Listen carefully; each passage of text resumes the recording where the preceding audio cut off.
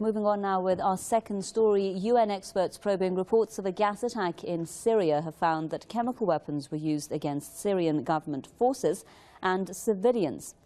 Now, UN inspectors say there's credible information that chemical arms were used in the Khan al-Assal area of Aleppo against Syrian soldiers and people. The attack took place on the 19th of March and led to at least 26 fatalities, including 16 government soldiers and 10 civilians. The new revelation comes after the head of the UN team, Ake Sellström, handed his team's final report to UN Secretary-General Ban Ki-moon. The report concludes that chemical weapons were likely used in 5 out of 7 attacks investigated by international experts. The UN report, however, does not determine whether the Syrian government or foreign-backed insurgents were responsible for the attack. Stephen Lenman is an author and radio host. He is with us now live from Chicago. Let's get his thoughts.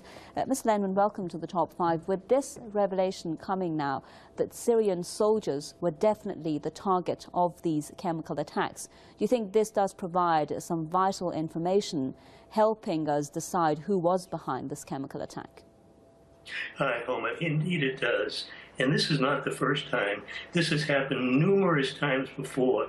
Throughout this year, and possibly last year, I wrote many articles about insurgents. I don't call them rebels, Homa, because they're invaders. The Al-Qaeda types, the Al-Nusra types, the other extremist groups, they're invaders. They're Western enlisted. They're using their proxies, Saudi Arabia, Qatar, and the region to recruit these people.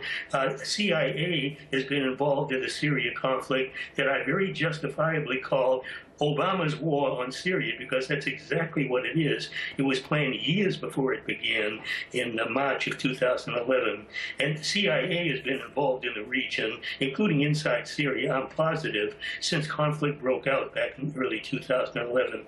And many of the chemical attacks were made against Syrian soldiers and against supporters of the Assad administration. And there is no evidence whatever that the Assad administration or its military has ever used chemical weapons a single time.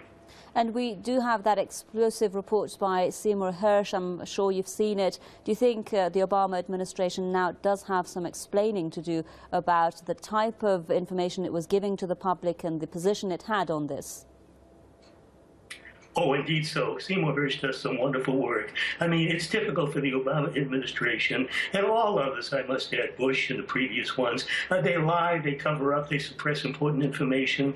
I like to say they turn truth on its head, Homa. They literally invert the story. For them, it's an upside-down world for them. The victims are called the perpetrators, and the perpetrators are called defenders of liberty and freedom and democracy. I mean, it is an appalling situation. And again, Syria has been under attack, under war.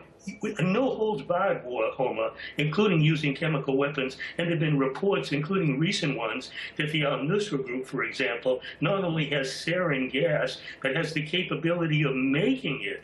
And of course, they're using it. And I think CIA is right there with them, encouraging them, maybe picking targets. And remember last August, the hideous attack on Ghouta, the Damascus suburb, with fake videos. Nobody knows how many people were affected on that. A good number. But the numbers were exaggerated, and the French and the British and the Americans all gave different numbers of casualties.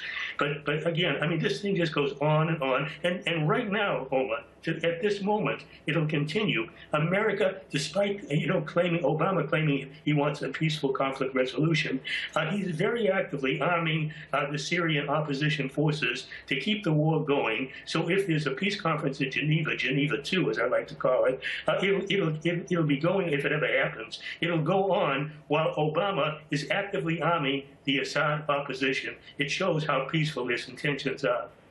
Stephen Lenman, author and radio host, with us there live from Chicago. Thank you very much. You're with the Top 5.